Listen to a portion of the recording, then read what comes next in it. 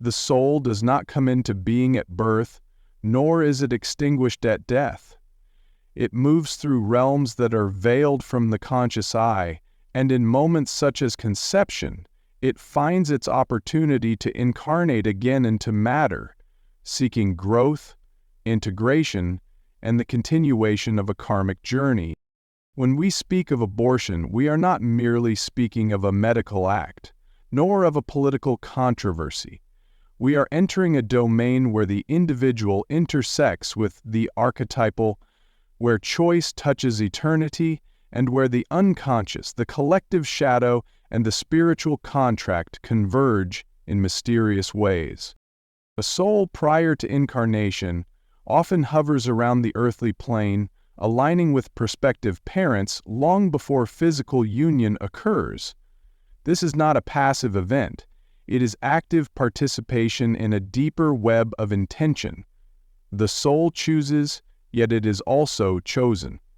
Its selection of a womb, of circumstances, even of trauma, is often a symbolic gesture toward resolving deeper patterns from other lifetimes.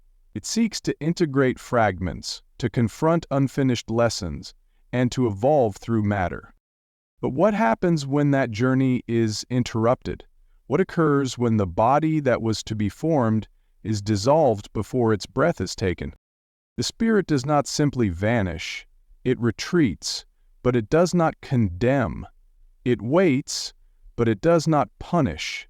In many cases, it remains in the auric field of the mother, sometimes the father, sometimes the familial lineage, as if to say, "I will try again." These spirits are often deeply connected to those who terminated the pregnancy, not as enemies, but as collaborators in a difficult karmic narrative. And though modern society views abortion as an end, metaphysically, it may be better seen as a delay, a detour on a longer spiral of return. Yet there is suffering. Not necessarily in the way we imagine it in terms of wrath, revenge, or divine punishment, but in the sense of interrupted possibility. Like a manuscript abandoned mid-sentence, the soul must return to the astral libraries and reconfigure its story. The longing to become embodied remains. The will to experience, to feel, to remember through the flesh. This hunger is not lost, only deferred.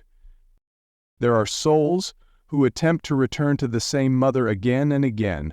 Others, perceiving the trauma or psychological resistance, redirect toward different vessels, siblings, cousins, even strangers across the world. Yet all these patterns unfold according to higher laws of equilibrium, where intention, love, and responsibility shape future incarnations.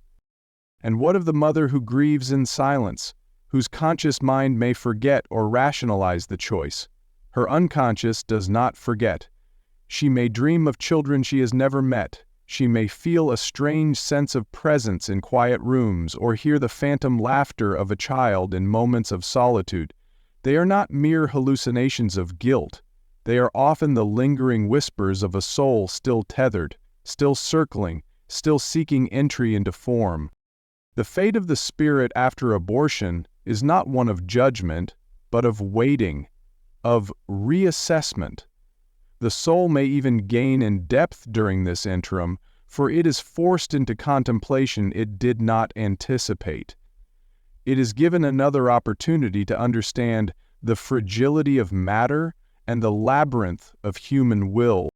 When we understand the deeper psychic structure behind abortion, we no longer see it in dualistic terms. We perceive instead a sacred drama, fraught with suffering, shadow, and spiritual negotiation. It is a convergence of destiny, fear, and mystery, a testament to how closely our choices on earth echo in the chambers of the beyond. In the collective unconscious, all unborn spirits are remembered. They live not only in other worlds, but in us, in our blood, our dreams, our creativity, our regrets. Their stories are not undone, they are simply delayed. The human psyche, which holds within it all of eternity, continues to carry them generation after generation until the cycle finds closure and the soul finds its rightful gate through which to be born.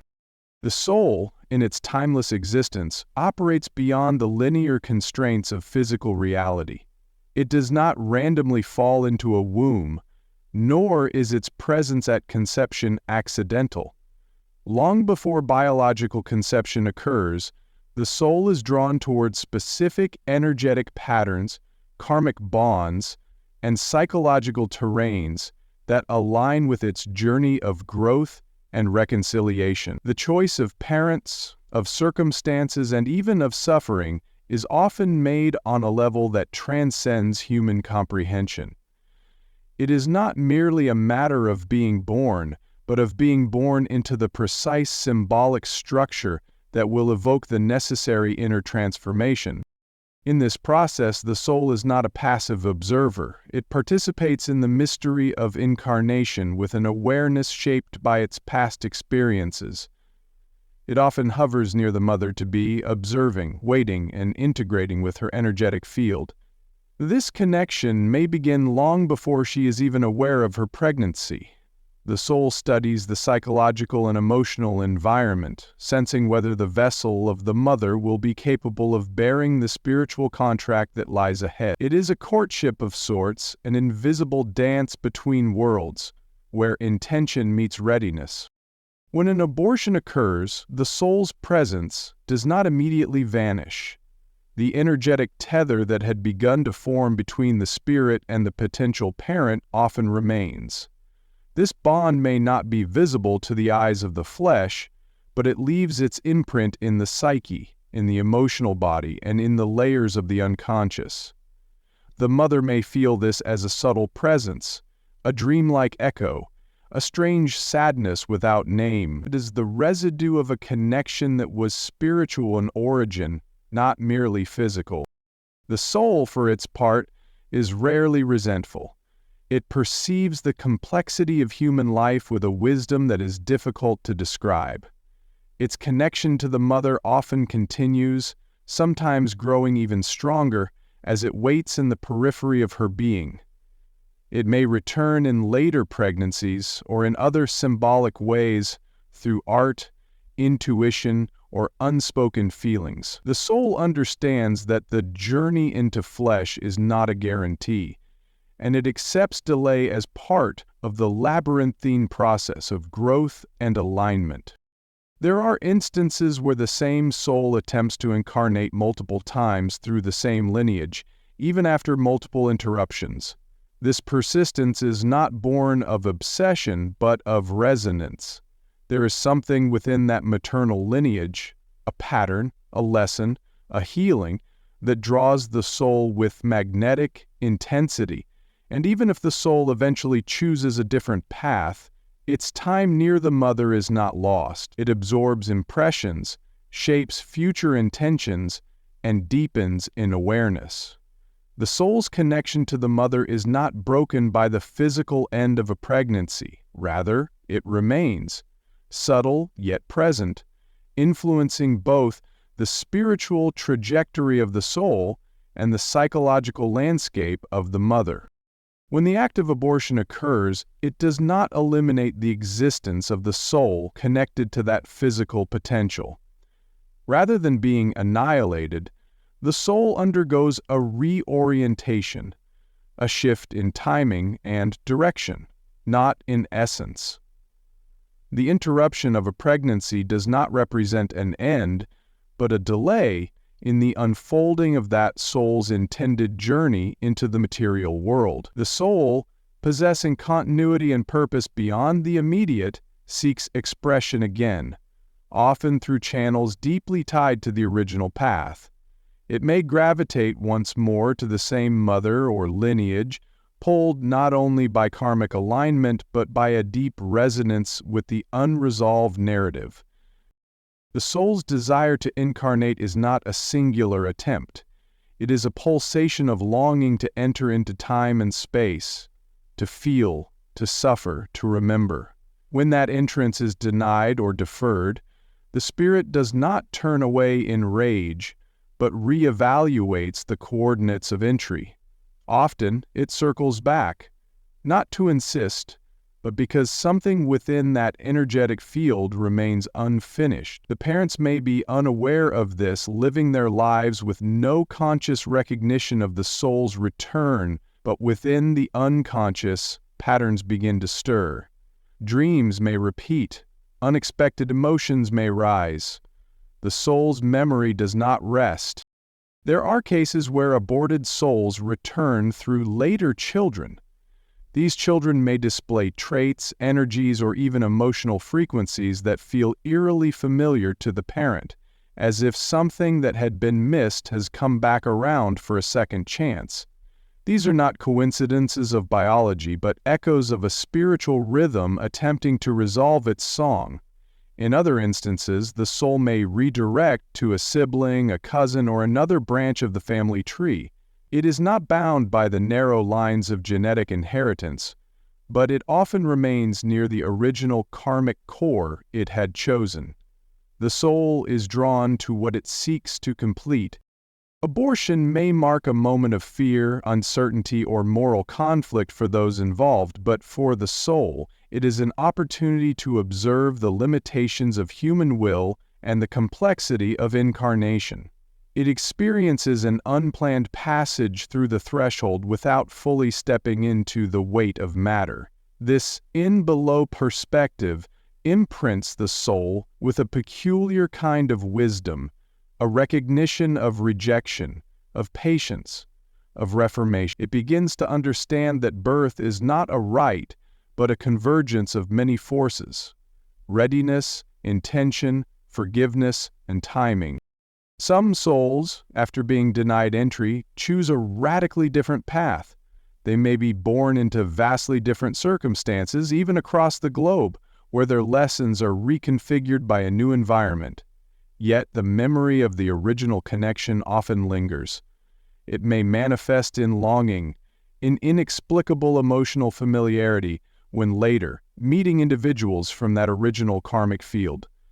The aborted soul, though displaced, carries with it a map of return. It seeks embodiment not simply to live, but to fulfill a pattern written long before flesh was formed, a sacred narrative that cannot be erased, only rewritten. The human psyche contains more than just memory and cognition. It is a deep well of symbols, archetypes, and invisible impressions that stretch across lifetimes.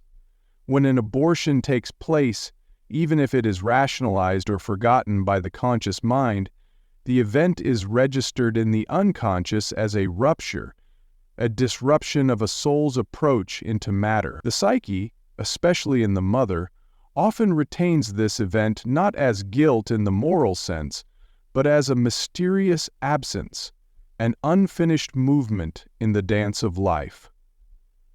This absence may not be named, but it is felt. It can manifest as an inner ache, a shadow, or a strange melancholic nostalgia for something that never fully emerged. Dreams become a primary language through which the unconscious attempts to bring this forgotten reality into awareness. Women who have undergone abortions, even those who have consciously moved past them, often report vivid dreams of children they have never met, of holding infants, or of being followed by a silent, watchful presence. These dreams are not random projections of anxiety or regret. They are symbolic reflections of a soul still connected, still circling, still waiting. The soul, having once prepared to enter, often remains in proximity to the mother's aura, subtly influencing her emotional and psychic field. The unconscious is not governed by linear time. What is forgotten by the conscious mind remains alive in the symbolic and emotional layers of the inner world. A woman may feel sudden waves of sadness on anniversaries she does not consciously recognize. The date of conception, the day of the procedure, or the time the child would have been born. These emotions arise not from memory, but from resonance. The soul's presence lingers like a note that was played but never resolved. echoing softly through the corridors of the psyche. Men too, though often more distanced from the physical act, can feel the silent imprint of the lost potential. Some carry a vague sense of incompleteness, of missed responsibility, or of an invisible thread pulled from their destiny. These impressions may not surface through rational analysis, but through moods, dreams, and a subtle shift in relational patterns. The soul that was denied incarnation may not seek retribution, but it continues to exist in the psychic fabric of those involved, as if waiting for recognition, not in guilt, but in remembrance. The spiritual presence of an unborn soul can sometimes manifest through synchronicities. A name repeatedly encountered, a child's voice overheard without a source, a drawing made by a sibling depicting a figure that no one recalls. These occurrences may be dismissed as coincidences, but to the sensitive psyche, they are messages from the unseen. The unconscious, steeped in symbolic language, reveals what the conscious mind resists. In this way, the spirit's memory is not erased, but translated into symbols, dreams, emotions, and intuitive sensations. The psyche continues to process the event long after it has passed, weaving the soul's presence into the deeper layers of one's inner world, where it lives on as a part of the spiritual architecture of the self.